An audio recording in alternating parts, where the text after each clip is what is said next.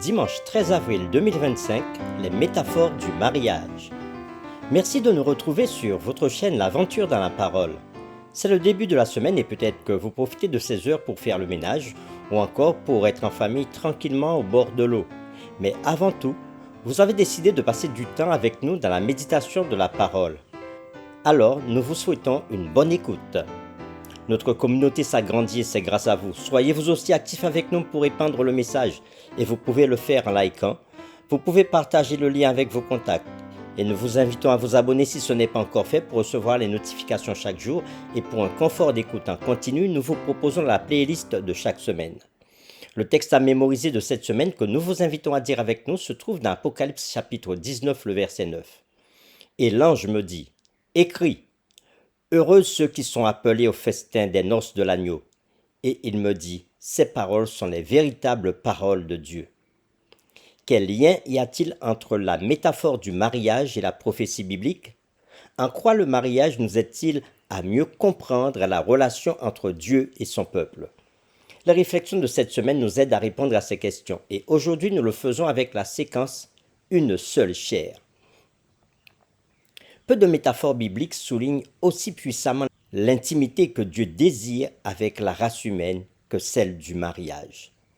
Cette métaphore est utilisée si fréquemment dans le récit biblique et apparaît de manière si marquante dans l'Apocalypse qu'il est impératif pour les étudiants de la Bible de comprendre ce que Dieu veut dire lorsqu'il l'utilise dans sa parole.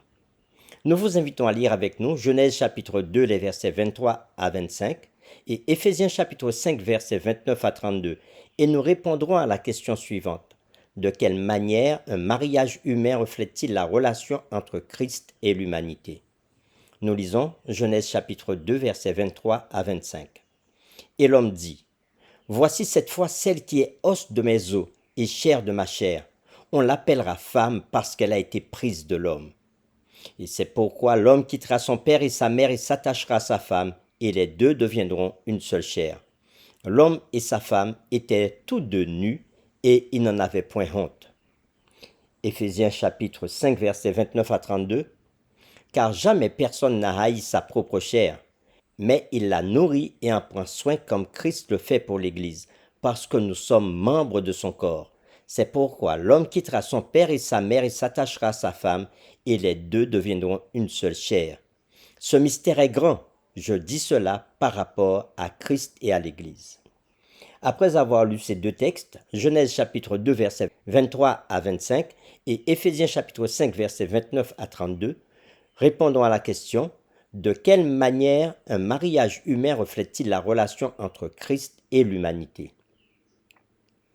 Lors d'une occasion où Jésus parlait aux pharisiens, il cita le récit de la Genèse sur le mariage d'Adam et Ève, auquel les pharisiens réagirent rapidement en posant la question suivante.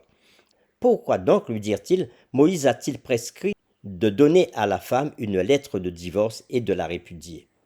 Matthieu chapitre 19, le verset 7. Moïse, bien sûr, était considéré comme un prophète fondateur de la nation.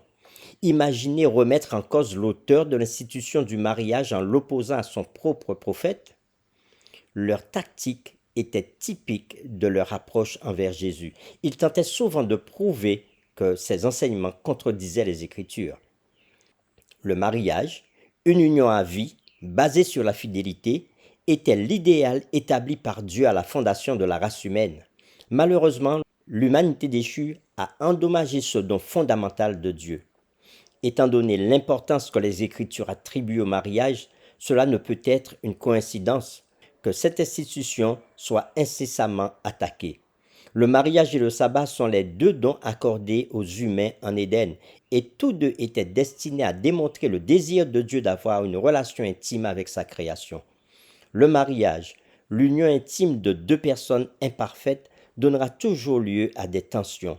Un mariage entre l'Église et Christ est l'union d'un sauveur parfait avec une épouse très imparfaite. Néanmoins, nous pouvons apprendre des leçons de l'amour de Dieu à partir de ce qu'un bon mariage peut offrir. Pour terminer, réfléchissons à cette question.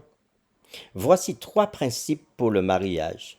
Premièrement, pardonnez à votre conjoint, même s'il ne le mérite pas, tout comme Christ nous pardonne, même si nous ne le méritons pas. Deuxièmement, acceptez votre conjoint avec tous ses défauts, tout comme Christ nous accepte avec tous nos défauts. Troisièmement, tout comme Christ a donné la priorité à notre salut aux dépens de lui-même, placez votre conjoint avant vous-même.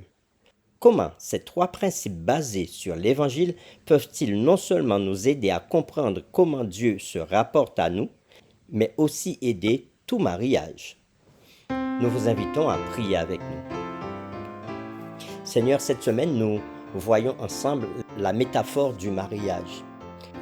Tu nous permets, Seigneur, de comprendre combien il est important d'aimer son conjoint, comme Christ a aimé l'Église. Et c'est le grand conseil que le Christ nous donne, parce que lui-même, qui est le Dieu d'amour parfait, il aime une Église imparfaite. Aide chaque auditeur marié à aimer comme le Christ a aimé, et ceux qui se préparent à se marier, à avoir déjà cette démarche envers la personne qu'ils vont épouser. Merci Seigneur d'écouter notre prière, car nous t'avons prié au nom de Jésus. Amen.